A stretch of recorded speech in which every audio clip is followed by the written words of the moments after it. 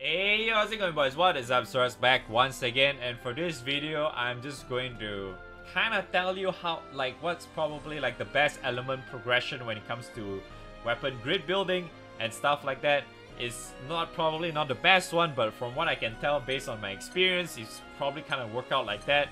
It seems relatively straightforward either way. Before I jump in, I just kind of want to say that my world map is kind of completed already. So if you think that is kind of like a spoiler to you, I suggest you just don't click on this video any longer.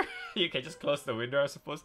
I'm not sure how is that considered a spoiler, especially if you already played the actual game. But yeah. Anyway, let's just go jump into the game, shall we? Anyway, so this is the whole world map, as you can tell by looking on the screen right now. That's all you have seen. I have encountered so far, I guess. By the time of this recording, I'm not sure if they're going to expand. I hope they do, because it does look like they can anyway by future DLCs or whatnot, because I honestly think that the RPG mode is pretty damn dank and it was really enjoyable. But anyway, that's not what we're going to talk about. When it comes to weapon grid progression, because you start off at Albion Citadel, and then you're probably going to be unlocking Almatia Island. So it's very straightforward when it comes to weapon grid building. So you probably don't get anything when you complete Citadel, the Albion Citadel, but by the time you hit into Almatia Island, you should have access to the likes of this Ares Primal Beast boss. The reason why I said that is that, as you can tell from the right side of the screen, it gives you a certain Leviathan dagger. If it actually is called, yeah, it's called it's a weapon from the boss Leviathan originally when it comes to the actual game. But because this game we don't exactly fight Leviathan, we only have Ares, which we do not actually have in the actual game, which is, I guess, future actual game raid content. I don't know, but yeah. So anyway, the first grid you can probably get the best out of it at the beginning. You probably get the water one. So that's one of the reasons why I would highly suggest you to just stick with water. Because even though you're going off element and stuff, you're probably having a lot of raw stats. You're probably even doing way more compared to the likes of building other set element. But if you've already seen my grid building video, which I'm probably going to link it in the description as well, or probably on the site there. But if you already watched that, you kind of notice, or at least know how you want to build your grid and whatnot, right? And the other thing is that you can technically just ignore this in general, but at the same time, you can, if you really have the set, what you call that, the rupees and whatnot, you can actually build it, just fill it with SR weapons in general. But the reason why I said water is because you can kind of do that for water, and you get two, if I recall correctly. The first clear also allows you to get the dagger drop as well. So technically you start off with 2 daggers, and then you can fill up the rest with whatever set SR weapons or any other SSR weapons that you get from your random gacha pulls. Because by now I'm probably guessing that you already kind of pulled a little bit. If you get lucky or something, you don't exactly have to do that. You can just fill it with all SR weapons and stuff, and you still do just fine. And also the other reason why is good is because the next island is fire element, which is the Primal island is fire element. You'll be fighting Colossus and stuff like that, right? And so because it's also water favorite, so it's a lot easier for you to do that and stuff like that. So you can kind of just build it around that. You can kind of start with water, then you go with fire, and then you go proceed with wind. You proceed with earth or wind. Because this boss is Yugu, you kind of just want to go with earth, and then you go next is wind, which is Rose Queen, and then follow up with dark and light. It's kind of hard to do with dark and light is because the reason why is because most of the stuff that you want to farm for light in general is kind of the last island. Dark, you can kind of do this Bahamut stuff, but honestly the majority of the good stuff you want to farm is all in hard mode, not really too much on the said normal mode. Because normal mode you can practically just rush through, because if I recall correctly, I did manage to rush through with just a water grid. When I get from this one, I just maxed out that water grid. I did all of the said 2 daggers and the rest is just SRs and stuff, and the rest is just random gacha weapons or whatever stuff. I just grind with this and just finish up the whole normal mode just like that. So it's pretty darn easy. And so either way, when it comes to like the other elements, I think you can just do whatever you want. Really, it's really up to you whichever element you want to play with. Honestly, I think it's all the same in the first place, because you're just doing that just so you can get better damage or have some sort of elemental advantage towards the bosses in general. I would highly suggest you to not really bother too much on Dark, because there's not really much dark favorite stages. There are a lot of light favorite stages, so it's a lot better for you to focus on having light instead of dark when it comes to the outside of the main 4 elements, right? That's also one of the main reasons why I kind of built my dark last when it comes to weapon grid progression, because like as you can see, like the only thing you want to have like dark favorite is, well, Gran. And the reason why this is the case is that this guy drops majority of your light stuff, or if you want to farm your light stuff in general, if you go to the hard version, this Gran actually drops it. If not, you kind of farm it in like the said Pandemonium, or is it like tower thing, I guess they call it. Yeah, the tower. So yeah, it's pretty done straightforward. Just build up starting with water. Just get like your base water, SR grid and stuff like that. The rest you just kind of build however you wish. You can just stick to having like the initial, because every time you clear the said island for the first time, you get the said weapon, at least 2 of them, and then you just fill it with the rest with SR weapons, and I'm fairly certain you can clear just fine in the normal mode. But when it comes to hard mode, it's kind of tough if you don't know like how the bosses work and whatever stuff like that. It's kind of hard in a way if you don't understand how the boss works, and because there's like phases and triggers and whatnot, blah blah blah. Unless you just plow through, you have a like crazy amount of damage, you can do that. Yeah, but if you don't, it's kind of hard, and you kind of want to have like proper grid and stuff. So in a way, you can kind of want to do like some sort of farm if you want to do that. But honestly, you don't really have to do that. You just honestly, if you ask me, when it comes to like the boss fights, you know, like going through Ares, going through Colossus, Zero Scream, blah blah blah.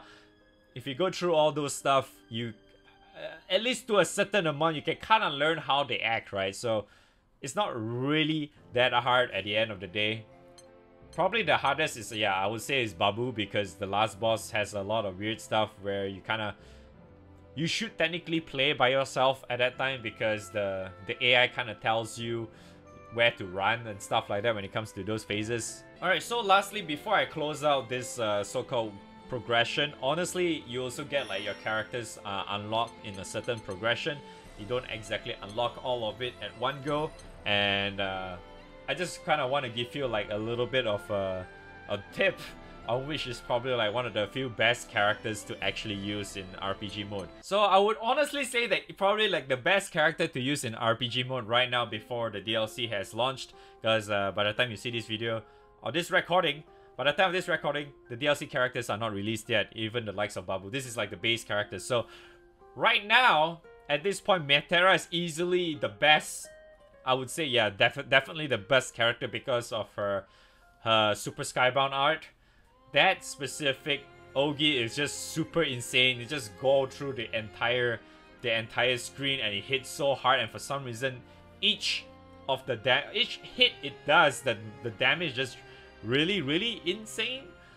Yeah, it's just, you can't go wrong having Metera. I mean, just in general, she's just really strong for RPG mode. Other notable characters, you can probably just use the likes of, I don't know, you can just use technically anyone, but I would say Gran, or the likes of even the likes of Potato is also pretty damn good.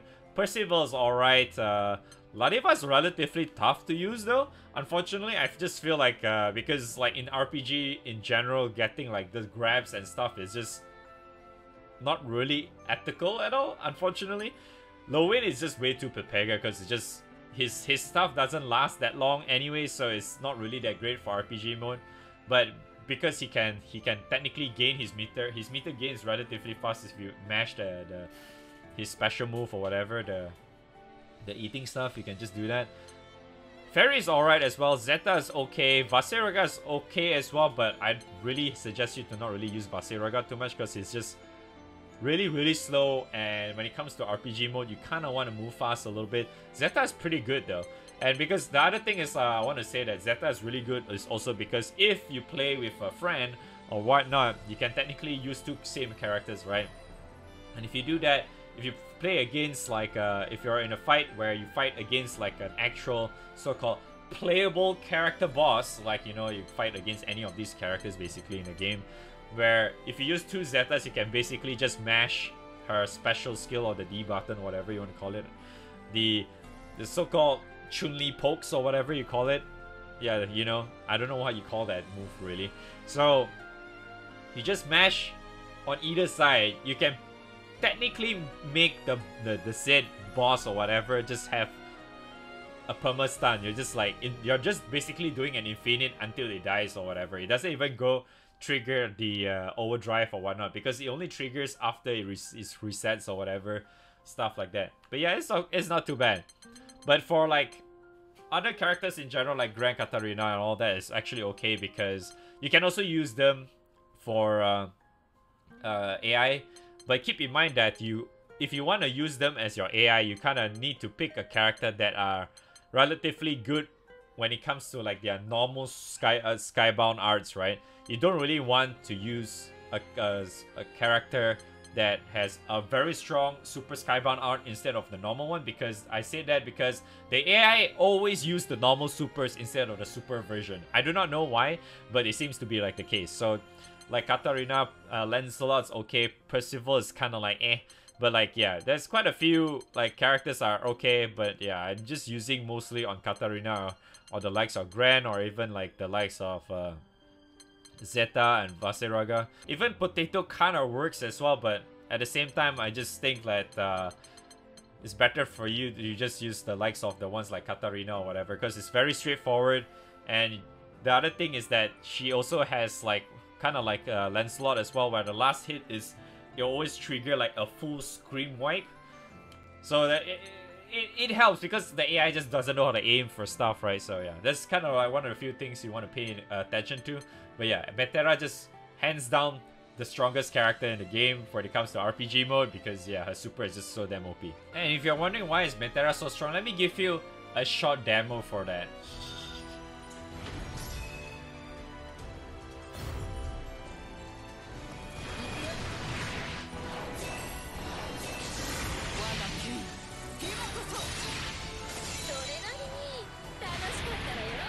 Ooh, the crits! The crits! Big crits! Boom! Whoa! Fuck yeah!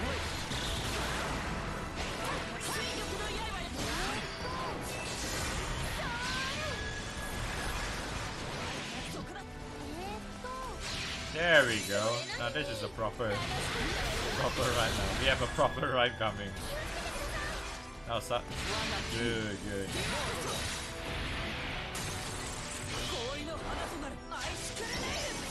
Boom. Now fucking break.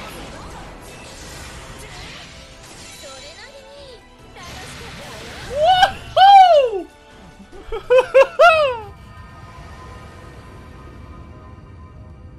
Of course not. One is pay to win, one is free to play. The pay to win one has to always be superior. Woo! 19th minute! 19 seconds, boys! World record, Pog. So yeah, anyway, that's the demo. I'm pretty sure you can tell like her super is just really insane, especially if you play online with a buddy. The reason why I said that you only works with online buddy or stuff, because you can use the same characters. If you play co-op, couch co-op, you cannot use the same characters, so you have to keep that in mind. So if you have a friend to play with and both of you are using Metera, you can do even crazier stuff like that. You can probably beat it in less than 19 seconds for any boss or some shit. It's really insane. But anyway, that's it from me from today on this said video on progression grid, weapon grid / character progression, I guess. But yeah, that's about it from me. Thanks for watching. Hopefully you guys enjoy it or find this helpful, I guess. So make sure you hit that like and subscribe button and all that good stuff. So till then, peace out, and I'll see you guys on the next video on stream. Bye bye.